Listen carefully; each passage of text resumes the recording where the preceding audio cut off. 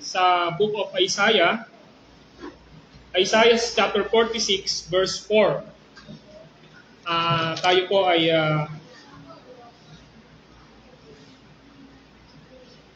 nagnanais na patuloy na matutunan ang salita ng Diyos sa ating kalagitnaan. Isaiah chapter 46, verse 4. Ganito po ang sabi ng salita ng Diyos. Ako ang inyong Diyos, iingatan ko kayo hanggang sa pumuti ang inyong buhok. At kayo'y tumanda. Kayo'y nilikha ko, kaya tungkulin kong kayo ay iligtas at laging kalingain. Mga kapatid, ang Diyos po natin ay nagpapahayag ng kanyang faithfulness sa buhay ng lahat ng kanyang mga anak. Pinapakita sa ating pag-aaral na ang Diyos natin ay Diyos na siyang nag-iingat. Ang Diyos na siyang nagpipreserve ng ating mga buhay. Subalit dapat nating maintindihan na sa pagpipreserve o pag-iingat ng Diyos ay meron siyang dalawang bagay na gustong ipakita sa atin. At ito ay una, ipinipreserve niya ang ating mga buhay, meaning ang ating mga sarili hanggat narito tayo sa lupa. Pero dapat nating maintindihan na lahat tayo ay may hangganan dito sa lupang ito na ating tinitirahan. Dahil ang katotohanan, tayong lahat dito ay stranger lamang o pilgrimage lamang sa mundong ito. Secondly, pinapakita niya rito na pinipreserve niya, iniingatan niya tayo sa ating buhay spiritual upang pagkatapos natin dito sa lupang ito ay maranasan natin ang eternal life na ipinangako ng Diyos sa atin. Kaya sa umagang ito, marahil iniisip natin sa ating mga sarili, bakit ako nakasurvive sa aking buhay spiritual? Sa kabila na may mga dinaanan ako na mga pagsubok, may dinaanan ako na mga suliranin sa aking buhay. Dahil meron Diyos po na tapat at nag-iingat sa atin. Pangalawa, kung iisipin natin, Lord, ang dami kong dinaanan na karamdaman sa aking buhay. Marami kong dinaanan na mga panganib sa buhay ko. Pero bakit ngayon ay buhay pa ako? Dahil ang Diyos po ang nagpipreserve sa atin. Hindi po bago ang ganitong mga pangungusap sapagkat sinalita po ito ng ating Panginoong Diyos sa pamamagitan ni Propeta Isaiah. At dito sa Propeta Isaiah ito na nagsalita, sa bansang Israel, nung panahon na sila ay na-captive ng Babylonia, ay nagsasabing, kailanman ay hindi magpapabaya ang Diyos sa lahat ng mga natitirang hinirang ng ating Panginoon. Kaya ngayong umaga, nais kong sabihin sa inyo na ang ating paksa ay the God of the aged is faithful. Ulitin ko po, the God of the aged is faithful. Alam niyo ho, mapagandang isipin sa Katagalugan, ang sabi rito, ang Diyos ng mga nagkakaedad ay tapat. And this is referring to the person, sa tao, na mananampalataya, na mula sa kanyang pagsilang, sa sinapupunan ng kanyang nanay, hanggang ngayon, hanggang sa huling hininga ng buhay niya, ang Diyos ang nag-iingat sa kanya. Gusto ko munang ipakita sa inyo ang pinaka-konteksto ng libro ng Isaiah. Nahati ito sa 3. At ito ay meron pong 66 na kabanata. Ang unang kabanata, ng una hanggang 39, ay nagpapakita rito na kung saan ang mga Israel ay nasakop po ng Babylonia. Sa katunayan, ang Israel sa panahong ito ay hindi pa ho tinatawag na buo. Meron tinatawag na Northern Kingdom at saka Southern Kingdom.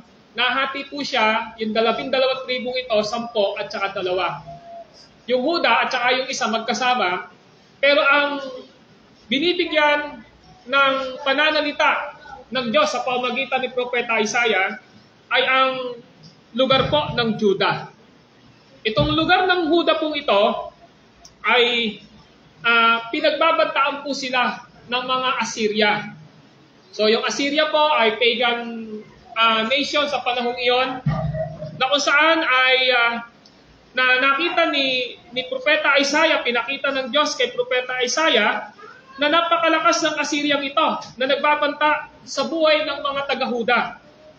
Pero dito pinakita niya na hindi mismong ang Assyria ang pinakamalaking problema kung bakit sila masasakop nito, kundi dahil sa kanilang katigasan ng ulo at pagkakaroon nila ng Diyos-Diyosan sa kanilang mga buhay.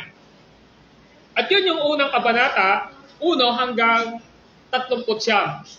Yung ikalawa, yung kabanatang 40 hanggang 55, dito nakapaloob yung ating teksto ng Isaiah chapter 46.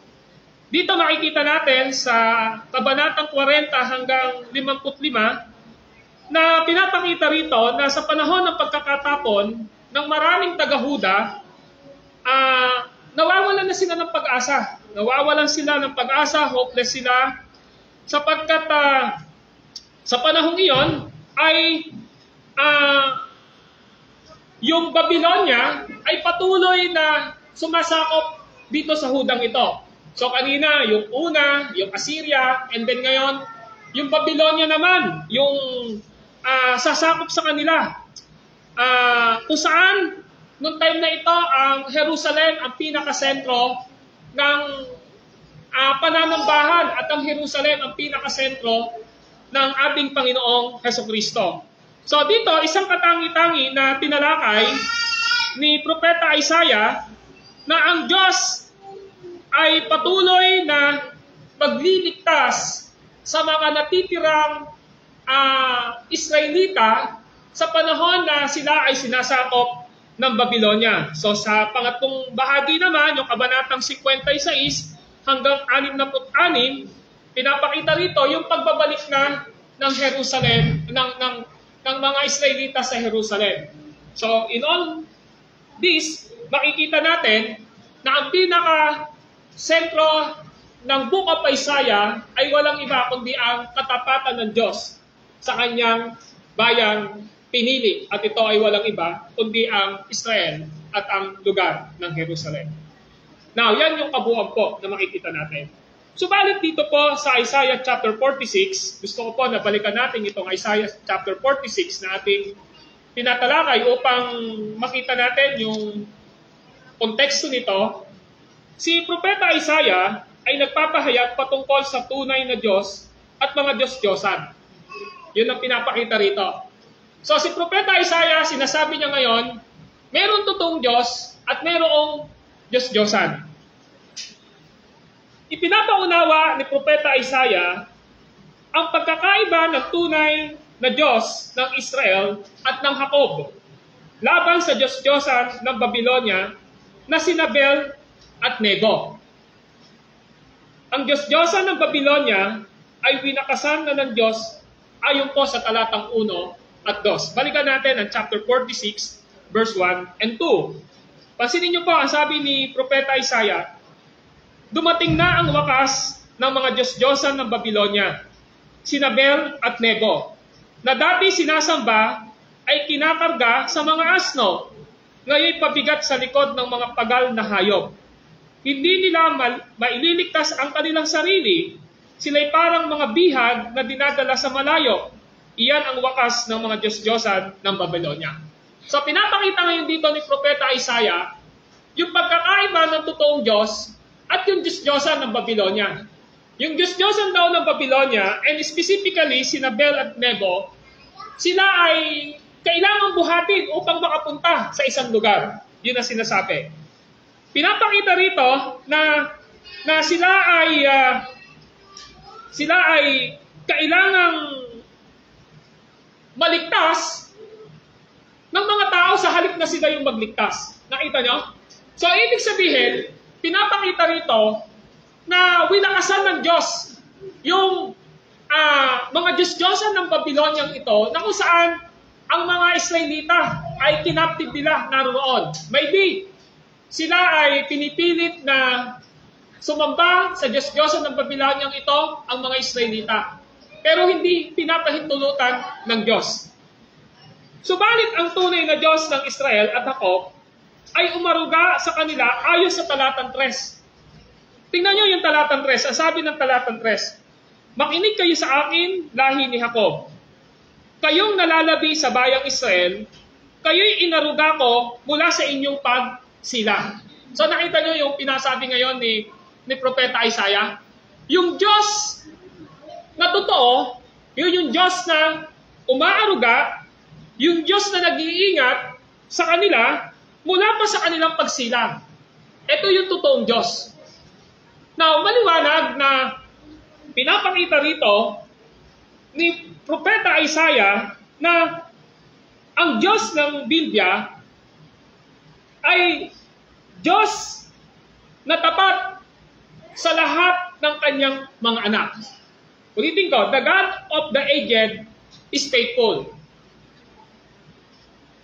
Kung kaya ito ang paksa ng talatang 4. Sa chapter 46 verse 4, ito yung pinaka gustong bigyan ng diin ni Propeta Isaiah nang isulat niya ito sa mga mamamayan ng Israel. At dito makikita natin ang tatlong katotohanan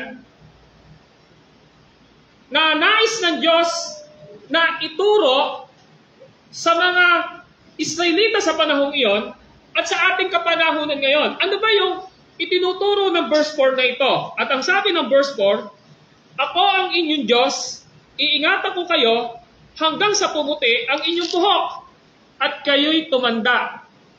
Kayo'y nilikha ko, kaya tungkulin kong kayo ay iligtas at laging talingain.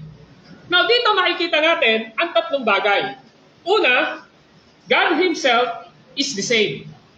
Ulitin ko, God Himself is the same. Ano ibig sabihin nito? Ang sarili mismo, ang Diyos mismo, ay hindi nagbabago.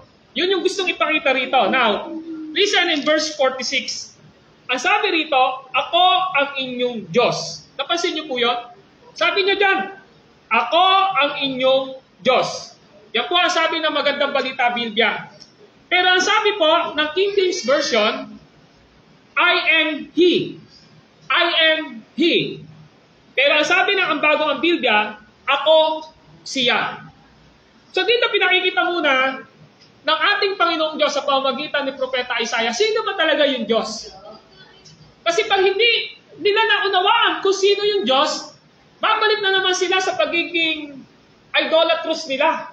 Kaya kailangan ipaintindi ni Propeta Isaiah kung sino talaga yung Diyos na dapat na kinikilala nila na nagbibigay ng kaligtasan, Diyos na nag-preserve ng kanilang buhay at Diyos na nag-iingat sa kanila. So sinabi niya ngayon, una, God Himself is unchanged when we come to old age. Yun yung gusto nating makita rito. Una, ang Diyos mismo ay hindi nagbabago kahit na tayo ay tumanda pa. Amen po ba? Kahit na tumanda po tayo, ang Diyos po natin ay hindi nagbabago. Dahil ang Diyos po, mamaya makikita natin, He is eternal God. Wala pong edad ang Diyos. Wala pong edad ang Diyos. Tayo lang po ang mayroong edad. So pinapakita rito, God Himself is unchanged when we come to old age. Kahit na tumanda tayo, hindi pa rin magbabago ang Diyos.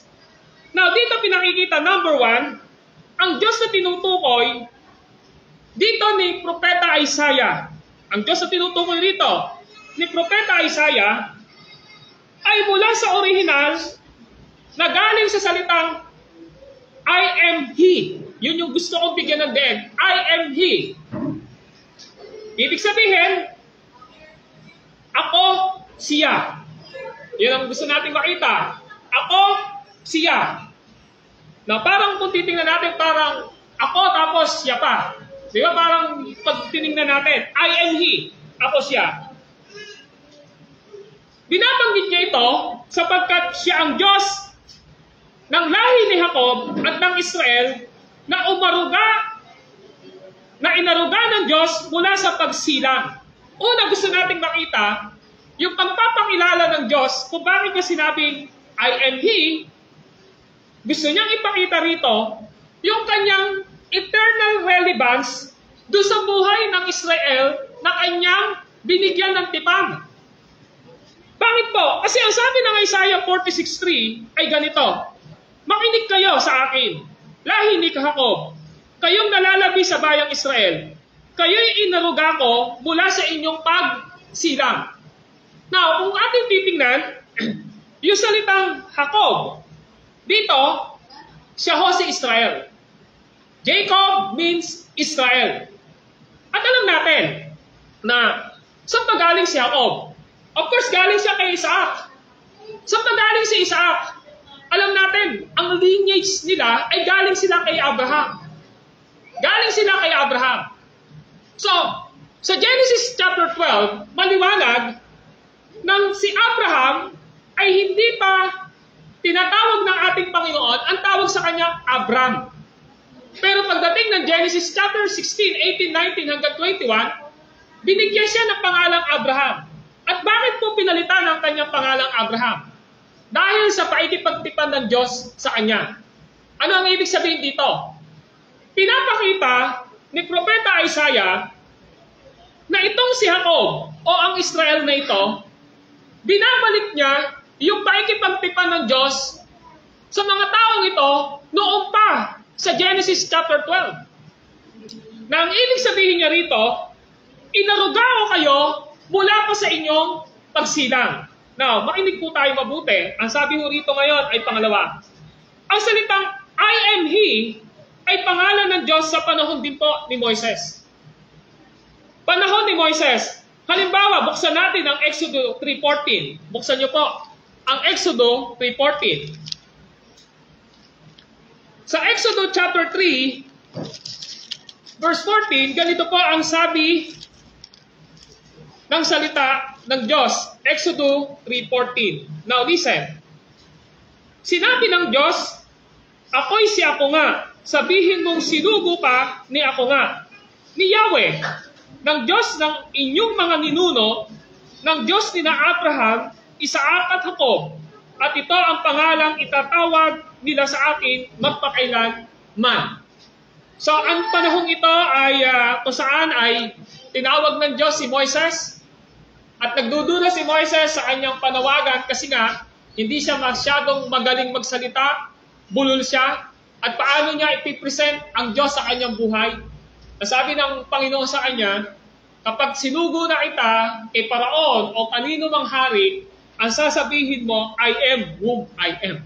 Yun ang sinabi niya. At sinasabi niya rito, sa verse 14 na ito, yung lineage ng kanyang pagiging Diyos. Yung pagiging Diyos, daw niya, sabi sa verse 14, ay galing saan? Diyos ni Abraham, Diyos ni Isaac, Diyos ni Jacob. At ang Diyos ni Jacob, ni Abraham at ni Isaac, ay sinasabi niya na ito yung Diyos na I am whom I am. So, pag tingnan natin mabuti ngayon, nung sinabi rito, I am who I am, na ang kahulugan po mula sa Hebrew, ang word po ng I am who I am, ay haya, na ang kahulugan ay to exist, be in existence. Ibig sabihin po, ang Diyos na ito ay Diyos na naroon na. Hindi lang niya ngayon sinasabi ito dito sa context natin sa Isaiah chapter 46. Sinasabi niya na siya ay Diyos na ng salinlahi noon pa. Ganong katapat ang Diyos na pinapakilala rito.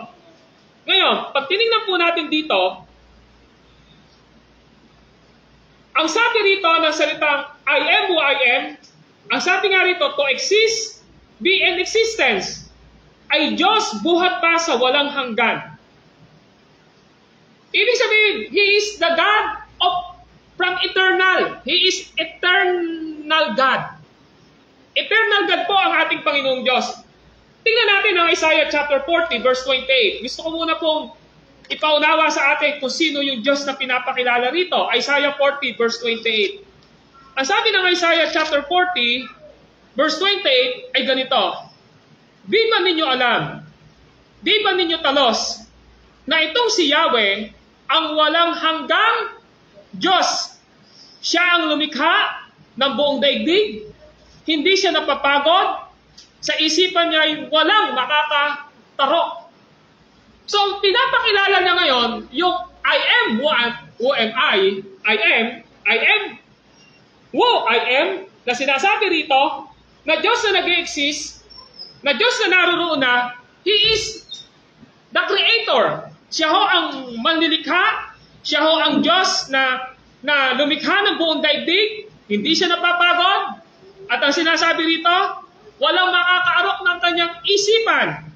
At ang sabi niya rito, He is eternal God. Walang hanggang Diyos.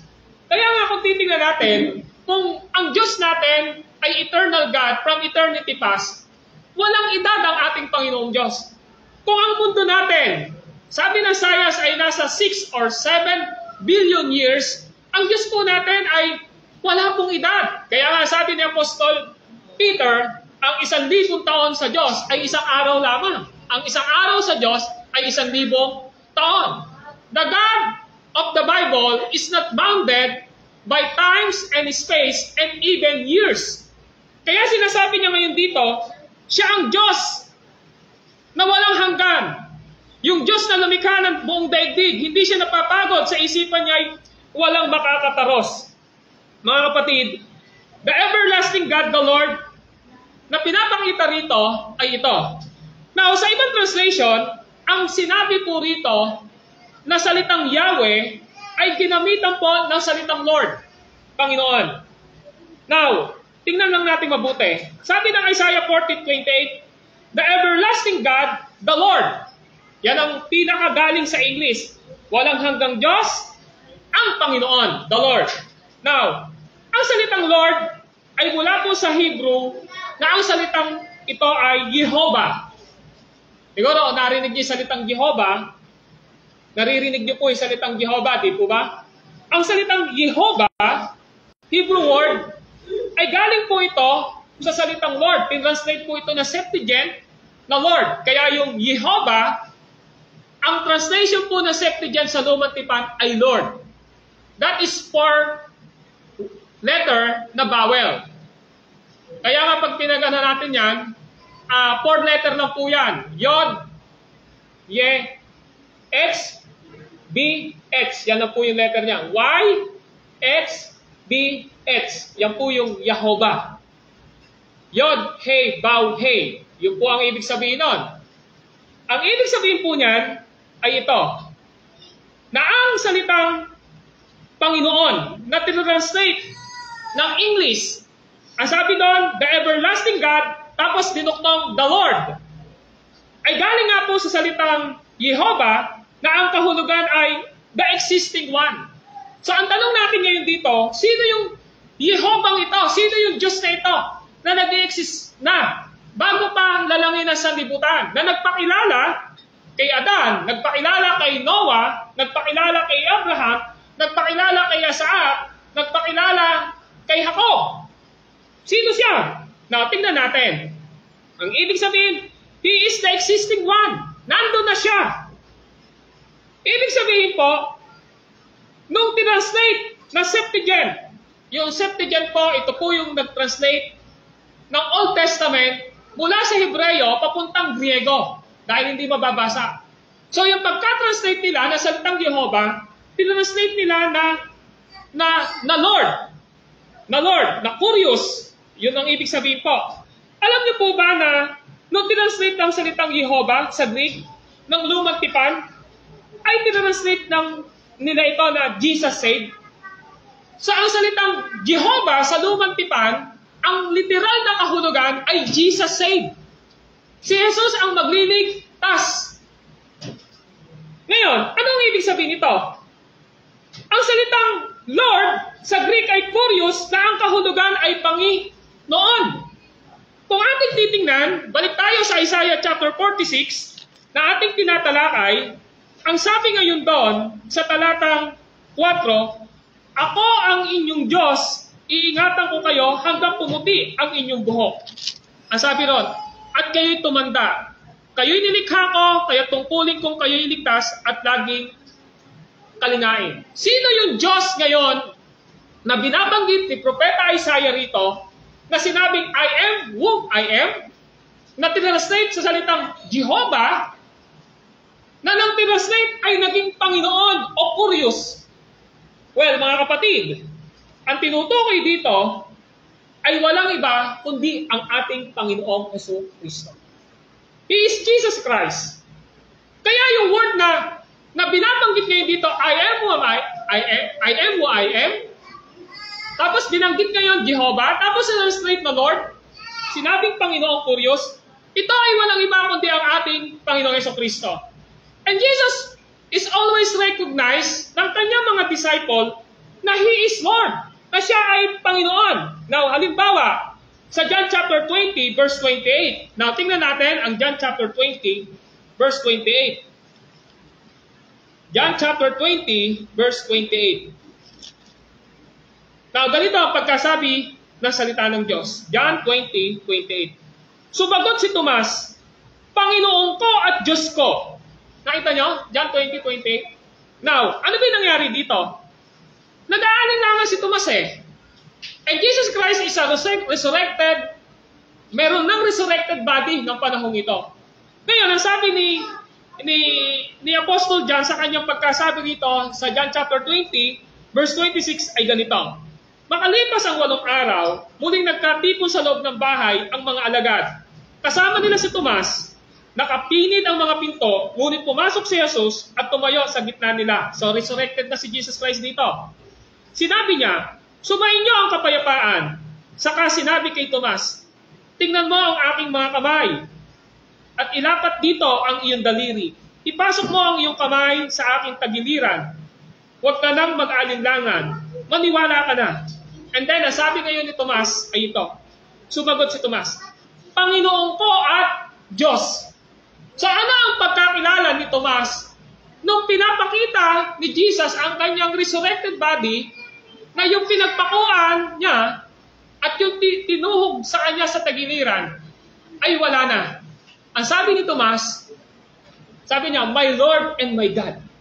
So, kinilala ni Tomas na si Jesus Christ ay Diyos. So, sa kanyang pananalita, Panginoon siya at Diyos. Okay?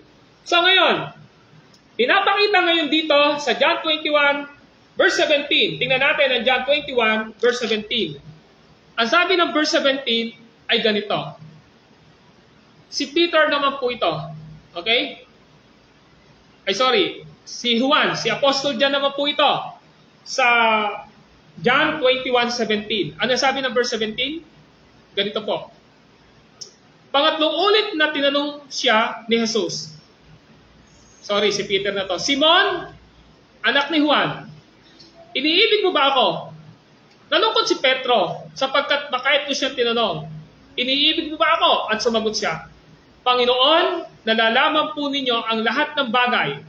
Nalalaman ninyong iniibig ko kayo. Sinabi sa kanya ni Jesus, pakainin mo ang aking tupa. So ano yung pagka-recognize naman ni Peter kay Jesus? Panginoon. Pero hindi lang ho, doon nagtapos yun, kundi sinabi ni Peter yung attribute, katangian ni Jesus bilang Panginoon. Ang sabi niya rito ay ito, Panginoon, nalalaman po ninyo ang lahat ng bagay. So ano yung pinapakita ni Peter dito? Yung katangian ni Jesus na He is omniscient God. Alam niya ang lahat ng bagay. So hindi mo pwedeng i-attribute kay Jesus Christ na alam mo ang lahat ng bagay dahil ang Diyos lang po ang nakakaalam ng lahat ng bagay. So dito pinakita ni Tomas na ang Panginoon Jesucristo ay Diyos. Pinakita ni Peter na ang Panginoon na binabanggit niya rito ay Panginoon na omniscient God, alam niya ang lahat ng bagay. Kaya, ang Diyos na binabanggit sa Isaiah chapter 46 verse 4 na hindi nagbabago ay ang Panginoong Jesucristo na malinaw na sinabi sa Hebreo chapter 13 verse 8. Ano ang sabi ng Hebreo 13:8? Ang sabi ay ganito, Jesus Christ is the same yesterday and today and forever. Jesus Christ is the same yesterday, today, and forever. He is unchanging God.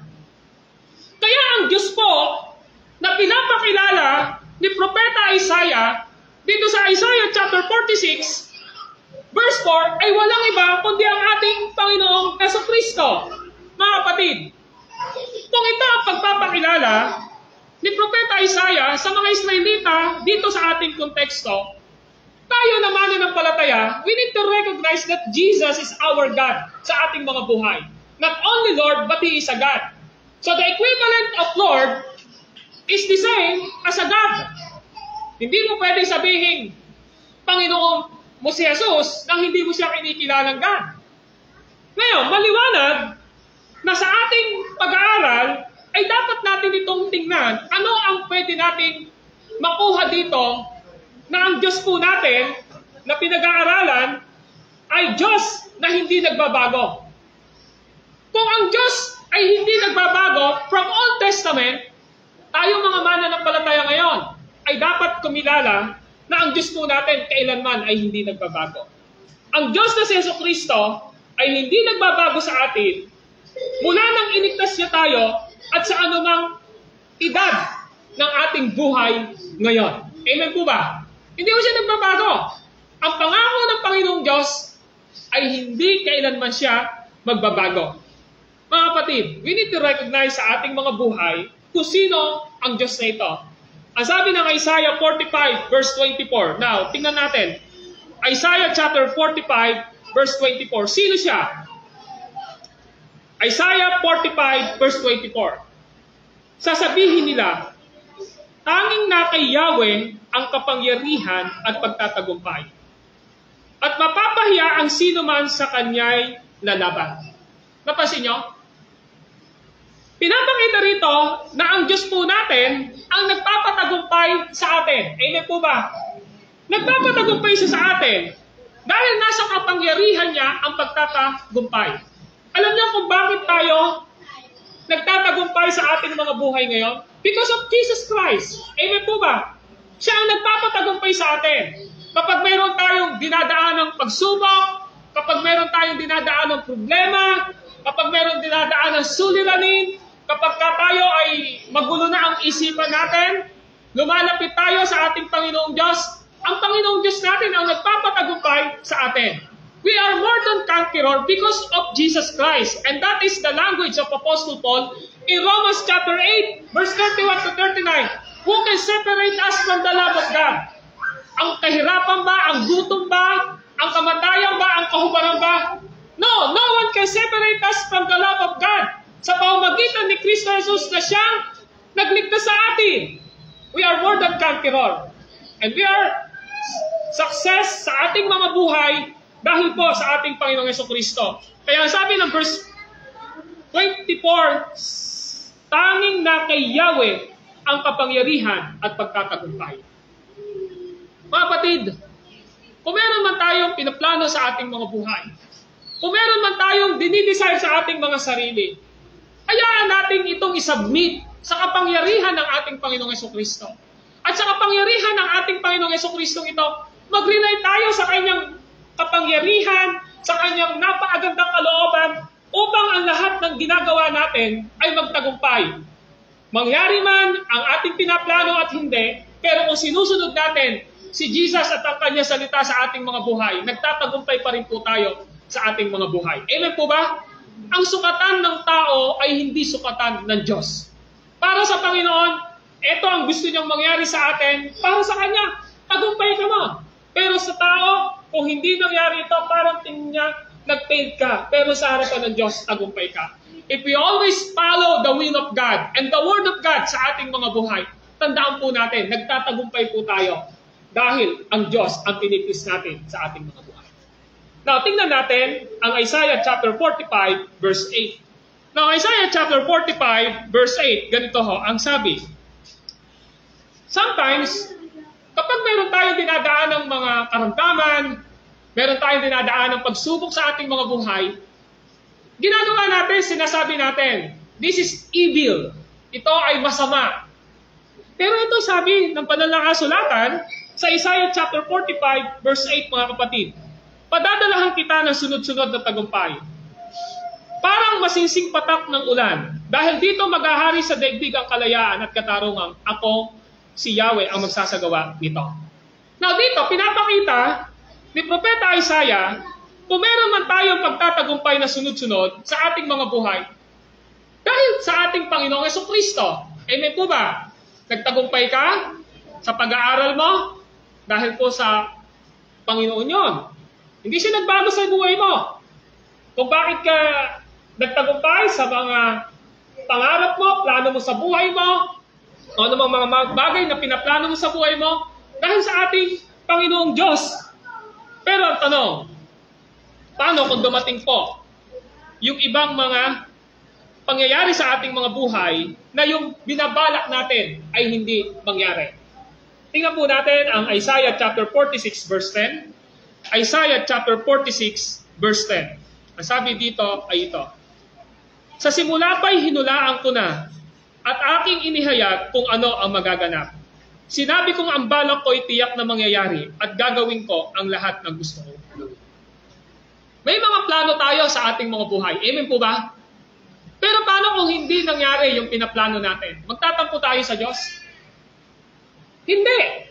Bakit po? Sapagkat ang sabi ni Propeta Isaiah sa verse 10, sa simula pa'y hinulaan ko na at aking inahayag kung ano ang magaganap. We need to accept personally sa buhay natin ito. At ano sabi rin? Sinabi kong ang balak ko'y tiyak na mangyayari at gagawin ko ang lahat ng gusto kong gawin. Sometimes, may mga failure tayo sa ating mga buhay because that is not the plan of God sa buhay natin. Amen po ba? Hindi yung plano ng Diyos sa buhay natin eh. Pero ano yung nagiging reaction ng bawat isa sa atin? Minsan parang nagtatampo tayo kasi nga ito yung plano natin pero bakit hindi nangyari? Pinag-pray natin bakit hindi nangyayari? Di po ba? Inuubos natin yung ating lakas, yung ating mga resources sa mga bagay na ito, pero hindi nangyayari. Why? Dahil hindi yun ang kalooban ng Diyos sa ating mga buhay. Amen po ba? Baka dahil meron siyang mas magandang dahilan kung bakit nangyayari sa atin yung mga bagay na yun na hindi nangyayari sa kagustuhan ng bawat isa sa atin.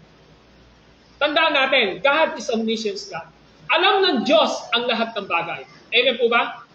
Kung meron mang mga bagay na hindi nagaganap sa kagustuhan natin, dahil may plano ang Diyos. Kailangan nating mag-rely sa plano ng Diyos sa ating mga buhay. Kung ang Diyos po natin ay gusto nating maging tapat sa ating mga buhay, huwag po tayong mag-rely sa kagustuhan at karunungan at kalakasan na meron tayo. Mag-rely po tayo sa Diyos na hindi nagbabago dahil alam niya ang lahat ng bagay. Mga kapatid, sabi ng verse 9 ng chapter 46, sabi rito, dilidiliin ninyo ang matagal ng nakaraan. Inyong kilalanin ako lamang ang Diyos at liban sa akin ay wala ng iba. Pero dinuktom niya yung verse 10. Sa simula pa'y hinulaan ko na at aking hinayag kung ano ang magaganap. Sinabi kong ang balak ko'y tiyak na mangyayari at gagawin ko ang lahat ng gusto ko gawin. Pinapakita rito sa atin mga kapatid, ang ating Panginoong Jesucristo, He is the same. Yesterday, today, and forever. Hindi siya nagbabago. Hindi siya nagbabago sa usapin ng pag-iingat niya sa ating spiritual na aspeto. Hindi siya nagbabago sa mga plano na gusto niyang ibigay sa atin at mangyari sa ating mga buhay. Hindi siya nagbabago saan? Sa ating katayuan bilang mga tao. Kung ano ang alam ng Diyos na gusto niyang mangyari sa atin, yun yung kanyang gagawin. Amen po ba? So, pero hindi po natin sinasabi dito sa ating mga kalagitnaan na hindi tayo nagpaplano. Dahil ang sabi ng kawikaan, nasa tao ang pagpaplano, pero nasa Diyos ang pagpapatupad sa katuparan. Amen po ba? So, kung tayo man binibigyan ng wisdom ng Lord na magplano, kung tayo man ay binibigyan ng wisdom ng Lord na gawin yung mga bagay na ito na alam natin ayon sa kalooban ng ating Panginoong Diyos, pero hindi man siya nagtagumpay o nagtagumpay siya, ang Diyos pa rin natin ay tapat sa ating mga buhay. Now, secondly, God Himself take care for us in all ages. Ulitin ko, ang Diyos mismo ang nag-iingat sa atin sa lahat ng panahon. Now, balik tayo sa Isaiah chapter 46, verse 4. Ang sabi rito ay ito, ako ang inyong Diyos, iingatan ko kayo. Napansin niyo po yan? Iingatan ko kayo hanggang kailan daw? Hanggang sa pumuti ang inyong buhok at kayo'y tumanda. Napansin niyo po ba yung pangako ng Diyos? Hanggang sa, ano daw? Pumuti ang inyong buhok at kayo'y tumanda. Makikita natin yan, okay? Sa English, even until your old age, I am the one, and I carry you even until your gray hair come. Papansin nyo? Who is the one who take care for us in all ages? Sino ba ang nag-iingat sa atin sa lahat ng panahon? He is God. Our God. Our Lord Jesus Christ. Amen po ba? Siya yung nag-iingat sa atin. Now, ang sabi ho doon sa English, I carry you. I carry you. Sa salitang binanggit dito, iingatan ko kayo. Yun na sabi. Iingatan ko kayo, pero sa English, I carry you. Now, carry is literally means to bear. Yung pala ibig sabihin nun, pag sinabing carry, kasi ang binanggit dito, iingatan eh. Pero napakagandang translation, yung salitang carry. Sa Tagalog, ang ibig sabihin daw po nito, to bear. Ano ibig sabihin nun? Siya yung nagdadala sa atin. Amen po ba? So, iingatan, pero doon sa salita, dinadala. Okay? Kaya ang salitang carry is literally means to bear. It is synonyms of a shepherd who take care of his sheep. Ang kahulugan daw nito ay katulad ito ng isang pastol na dinadala niya, iniingatan niya ang kanyang mga tupa. Napansin niyo? Now, sa John chapter 10 verse 28 to 29, ang linaw po na sinabi ni Jesus Christ. Sabi ni Jesus sa John 10, 28 to 29, I give them eternal life, they never lost, and no one will snatch the out of my hands, and no one can snatch it from the Father's hand. Ano sabi ni Jesus Christ? Wala sino, binibigyan ko sila ng buhay na walang hanggan. Sabi ron, binibigyan ko sila ng buhay na walang hanggan. At walang sino mang mawawala, isa man, na makakaagaw sa inyo sa aking kamay. Sapagkat ang aking kamay at kamay ng aking ama ay makapangyarihan. So ang ibig sabihin na salitang carry, maliwanag na ang lahat ng anak ng ating Panginoong Diyos ay patuloy siyang pinagpapastulan ng ating Panginoong Jesucristo. Amen po ba? Sineshepherd siya ng ating Panginoong Jesucristo. Ibig sabihin po, mga kapatid, we are safe in Christ Jesus' hand until our old age and gray hair. Napakaganda, di ba? Tayo ay ligtas sa kamay ng ating Panginoong Jesucristo.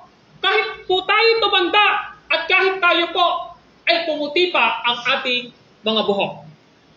Ganon ang pinapakita rito. Yun yung pinapakita rito ni Propeta Isaiah. Meron tayong dakilang pastol na siyang nagpipreserve sa atin, naglilid sa atin, hindi niya tayo pababayaan, hindi niya tayo iiwan, siya ay nagtatapat sa atin sapagkat sa bandang dulo, sinabi niya, tungkulin ko. Nakita niyo yun? Ang sabi ron, tungkulin ko, kayo'y nilikha ko, kayo'y tungkulin ko, kayo'y iligtas at laging talingain. Kaya nga, di ba yung awit 23? Ang Diyos ang aking pastol, hindi ako magkukulang. Di ba? Dinadala niya ako sa masaganang pastulan at mainam na batisan. Kapag mayroong sakit, ano yung ginagawa? Binubuhusan daw ng langis. In other words, mga kapatid, hindi natin pwedeng isawalang bahala yung buhay natin ito, kanino natin ito ipapahawak. Kanino natin ito ipapahawak? Kanino natin ito isasalalay? Mga kapatid, ang ibig sabihin lang po, sa ating Panginoong Hesukristo. Amen po ba? Sa ating Panginoong Hesukristo dapat natin ipagkatiwala ang ating buhay. Sa Kanya natin ito ipahawak. At sa Kanya natin ito ipagkatiwala sapagkat Siya ang ating dakilang pastol. Mga kapatid, the words old age and gray hair is the same meaning. Old of humans. Kapag sinabing puti ang buhok, kapag sinabing tumanda, ang ibig sabihin lang po nito, yung faithfulness ng Diyos sa atin, hanggang sa huling hininga, na meron tayo sa katawan natin dito sa lupa, magtatapat ang ating Panginoon Diyos. So kaya yung katapatan ng Diyos sa atin, eternal siya. Habang nandito tayo sa lupa, ang Diyos natin, tapat na nag-iingat sa atin, at kung lulubin niya, na isang araw, at doon naman tayo mapunta, aalis yung kaluluwa natin sa ating katawan. That is God's faithfulness sa atin dahil gusto niya na makasama niya tayo doon sa buhay na walang hanggan. Kaya maliwanag, mga kapatid, na hanggang sa pagtanda natin o hanggang sa huling hininga natin, tayo ay iniingatan ng Diyos dahil siya ang ating dakilang pastol ng ating mga buhay. Yan ang sabi po ng John chapter 10. Yan ang sabi ng awit 23. Ang Diyos ang ating pastol. Siya ang naglilid sa atin at kailanman hindi niya tayo pababayaan. Amen po ba? Yun nga lang ang problema, minsan tupa tayo na nagwawala. Kaya minsan, ano nangyayari? Ang ginagawa ng Diyos sa ating mga buhay, ano nangyayari sa atin? Alam naman natin na mayroon dalawang baston yung shepherd, di ba? Isang diretsong ganon at isang pangalawit. Pero pagka medyo matigas yung ulo natin, pinapalo-palo niya tayo para makwit tayo. Pero kapag tayo ay nagwawala, ang ginagawa ng shepherd, kinakalawit niya yung ulo natin para bumalik sa kanya. Hintayin pa ba natin yon? Hindi na po dapat. Kaya nga sinasabi ngayon dito sa atin na ang ating Panginoong Hesukristo, kahit saan ka man pumunta, kapag hindi yon ang kalooban ng Diyos sa'yo, babalik at babalik ka rin sa Kanya. Amen po ba? So, yun yung gusto ipakita. Now, as application, tingnan natin ang Isaiah 45 verse 7. Ano ang sabi ng Isaiah 45 verse 7? Minsan, ito problema eh. Ang sabi ng Isaiah 45:7 ay ito. Ako ang lumikha ng dilim at liwanag. Pansinin niyo po yan. Ako ang nagpapadala ng kaginhawahan at kapahamakan. Akong si Yahweh ang gumagawa ng lahat ng ito. Ang Diyos ba minsan, pinapahintulutan niya sa atin na tayo ay nandun sa isang dilim? Oo. Pero ang problema kasi nga, matigas ulo natin. Tama po ba?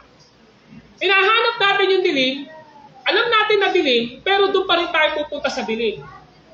Nakuha niyo? Ngayon ang nangyayari. Minsan, ang Diyos po natin ay nagpapadala rin po ng kapahamakan. Ano ba yung kapahamakan?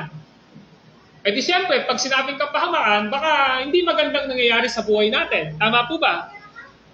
Sabi rito, ako si Yahweh ang gumagawa ng lahat ng ito. May mga dapat tayong isipin kapag meron tayong dinadaanan sa buhay natin. Lord, bakit yung pinahintulutan ang mga bagay na ito? Di ba? Panginoon, bakit nandito ako sa dilim na ito, nasa halip na nasa liwanag ako? Di ba? Panginoon, bakit ako nandito sa kapahamakan, sa halip na nandito ako sa aginhawahan? Ano po ba ang mga bagay na dapat kong ma-realize sa aking buhay? Alam natin na kapag sinabing kadiliman, kapag sinabi natin kapahamakan, ito ay mga prutas ng disobedience natin sa ating Panginoon Diyos.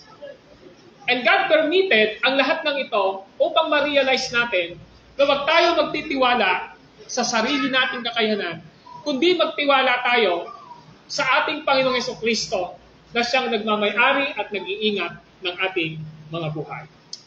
Lastly, number 3. God Himself is the God who rule in our lives. Ang Diyos po natin ay Diyos na naghahari sa ating mga buhay. Ano sabi ng chapter 46 verse 4? Ang sabi diyan sa verse 4 ay ito, kayo'y nilikha ko, kaya tungkulin kung kayo ay iligtas at laging kalingain. Napansin niyo? Laging kalingain. Now, pinapakita rito yung dalawang aspeto ng paghahari ng Diyos sa atin. Una, siya ang nagsusustina ng lahat ng ating pangangailangan sa ating mga buhay. He is the sustainer of our physical needs. This is clear in Genesis 1:26 and 29. Now, tingnan nyo ang sabi ng Genesis chapter 1, verse 26 to 29. Genesis chapter 1, verse 26 to 29. Pagkatapos likhain ng lahat ng ito, sinabi ng Diyos, ngayon lalangin natin ang tao at gagawin siyang kalarawan natin. Siya ang mamamahala sa mga isda, mga ibon at lahat ng hayop, maging maamo o mailap o malaki o maliit. Nilalangan ng Diyos ang tao ayon sa kanyang larawan. Lumalang siya ng isang lalaki at isang babae. At sila'y pinagpala. Kung mapapansin natin, ang Diyos bago siya mag-create ng tao, nag-create muna siya ng tirahan ng tao. Amen po ba? Nag-create muna siya ng lahat ng kakainin ng tao. Nag-create muna siya ng lahat ng needs ng tao. At saan niya ngayon nilikha ang tao. In other words, ang Diyos po natin, siya yung nagpo-provide ng lahat ng pangangailangan natin. Amen po ba? Siya ang lahat sa physical na pangangailangan natin, everything na kailangan natin, ang katotohanan, ang Diyos po ang nagkakaloob ng lahat ng ito. Hindi po niya tayo pinababayaan sa ating mga buhay. Siya ang nagbibigay ng pagkain sa atin, siya ang nagbibigay ng inumin sa atin, siya ang nagbibigay ng damit sa atin, siya ang nagbibigay ng lahat ng pangangailangan natin. At ang word na pangangailangan ay mahalaga na naiintindihan natin. Ano ba yung needs natin? Needs, hindi po wants, hindi po extravaganza, kundi yung needs natin ay ibinibigay ng Diyos. Kasi kung hindi binibigay ng Lord yung needs natin, patay na po tayo eh. Kung hindi binibigay ng Lord yung needs natin, nasa isang kapahamakan tayo. The mere fact na narito tayo ngayon, maliwanag na ang Diyos ang nagkakaloob ng lahat ng pangangailangan natin sa ating buhay. And then secondly, He is the one who rules in our spiritual needs. Siya ang naghahari sa ating spiritual na pangangailangan. Why? Nasabi ko na ho sa inyo kanina na He is our great shepherd, He is our Jesus Christ sa ating mga buhay. At ito ang sinasabi ng John chapter 10. Now listen in John chapter 10, verse 3 and 4. John 10:3. Pinapapasok siya ng bantay pinto at pinakikinggan ng mga tupa ang kanyang tinig.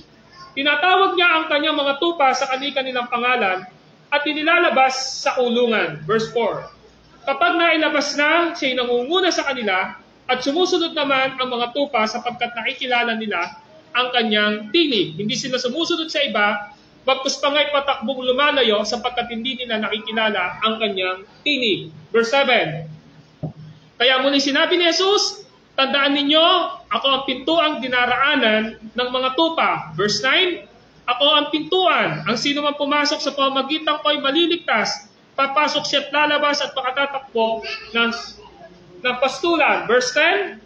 Ang sabi ng verse 10 ay ito, now, naparito ako upang ang mga tupay magkaroon ng buhay, isang buhay na ganap at kasiya siya. Verse 15. Ang sabi rito ay ganito, ako ang mabuting pastol kung paano nakikilala ako ng Ama at siya nakikilala ko, gayon din naman nakikilala ko ang aking mga tupa at ako naman nakikilala nila at inaalay ko ang aking buhay para sa mga tupa. So, nung sinabi ni dito na kayo nilikha ko, kayo tungkulin ko, kayo iligtas at laging kalingain, ang ibig sabihin po nito, umasa tayo na mayroong Diyos na dakilang pastol na siyang nag-rule sa ating mga buhay. Amen po ba? So ngayon, ang tanong natin ngayon dito, sa anumang aspeto ng buhay natin, physically, practically, and even pinakamahalaga spiritually, saan tayo dapat nagtitiwala? Wala pong iba kundi sa ating Panginoong Jesucristo. So mga kapatid, ang Diyos po natin ay Diyos na tapat. Mula nung pagkabat, mula nung ipanganak tayo, sa sinapupunan pa lang ng mga magulang natin, ang Diyos po natin ay nagtatapat. Hanggang sa huling hininga ng buhay natin, ang Diyos ay tapat. Alam niyo bakit po? Dahil siya po ang Diyos na nagmamahal sa atin. Amen? Hindi niya hinayaan na tayo ay mabuhay sa mundong ito, na nakatingin lang tayo sa temporal na kailangan natin sa mundong ito.